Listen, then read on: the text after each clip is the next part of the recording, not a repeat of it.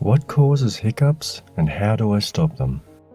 This question is among the top 10 most searched terms related to health on Google. It is a common problem in humans, and even an unborn fetus can have hiccups. The cause of hiccups in any individual person is rarely known or knowable, and there is no shortage of home remedies.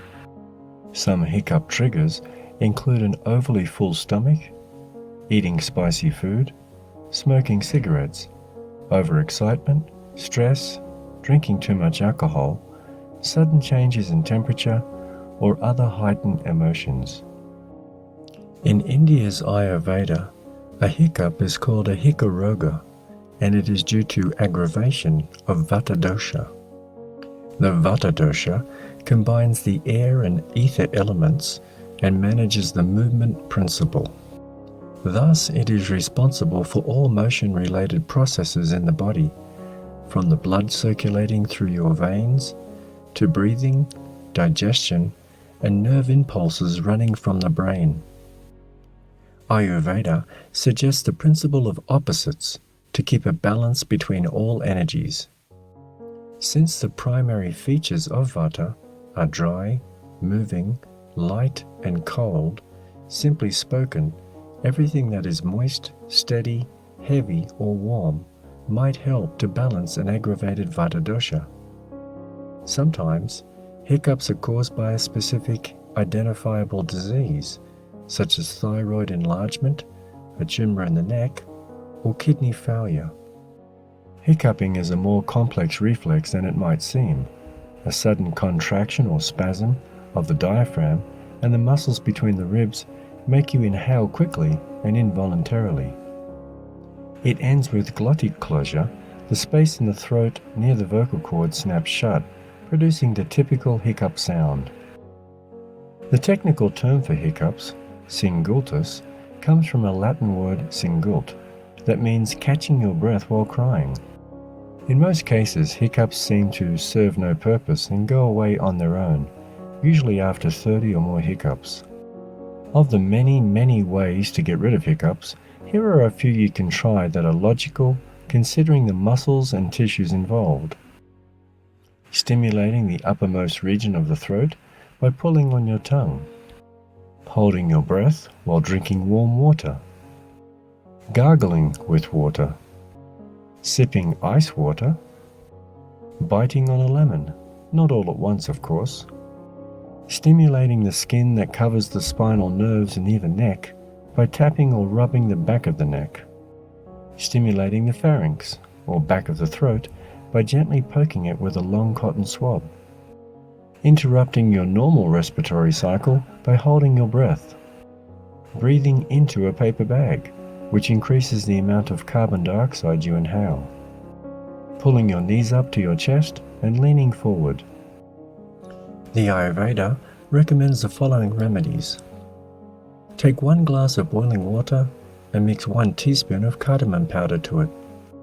After 15 minutes, strain the water and drink it lukewarm. Take 1 teaspoon of asafoetida powder and add 1 teaspoon of coconut oil to it. Mix them well and swallow it for quick relief. Take 1 teaspoon of sugar and eat it slowly. Take some black pepper powder and inhale it. Inhaling black pepper powder can make an individual to sneeze, and sneezing can stop hiccups. Surya Namaskar and Pranayama are 2 yoga exercises very helpful for relief from hiccups, or distracting your mind from the fact that you have the hiccups. Main remedies for too much Vata. The application of heat and oil, both externally and internally.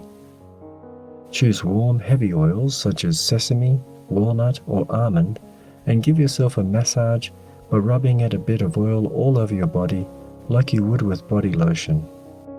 Salty, warm foods can help Vata to retain some water and to ground floaty minds. Also good are sweet and sour foods. For some Vatas, it helps to have a teaspoon of good quality peanut butter in the morning.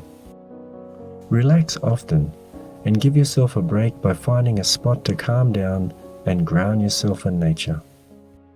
Meditate, read, take a bath, listen to some calming music, or do some slow, gentle yoga exercises. A good visualization exercise is to imagine sprouting roots from your body all the way to the earth's core and feeling how these roots hold and ground you. Using warming and calming herbs and spices like licorice root, cinnamon, nutmeg, mustard seeds, or ginger in your cooking can do wonders for balancing your Vata energy in the body. But what if hiccups still won't go away? A farmer in Iowa reportedly had hiccups for 60 plus years. Imagine his frustration. Luckily, even long-lasting hiccups don't usually signal a medical problem. Very rarely, though, persistent hiccups may be a sign of disease, usually something that causes irritation of one of the nerves in the chest. Examples include laryngitis, goitis, enlargement of the thyroid gland, tumors in the neck, infections near the diaphragm, and hiatal hernia, usually accompanied by heartburn.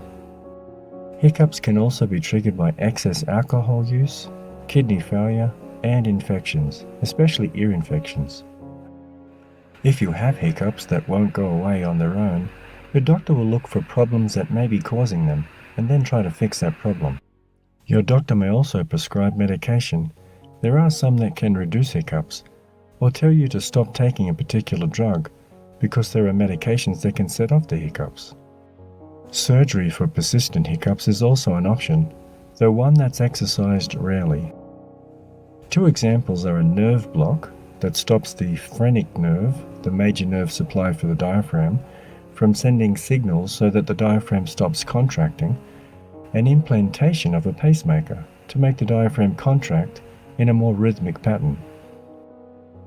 The bottom line, we don't know why we hiccup, and we don't know how to reliably get rid of them. They are as mysterious as they are universal and individual, and it seems that just about everyone has a cure. Sometimes you just have to wait a few minutes. To learn more, visit foodyogi.org.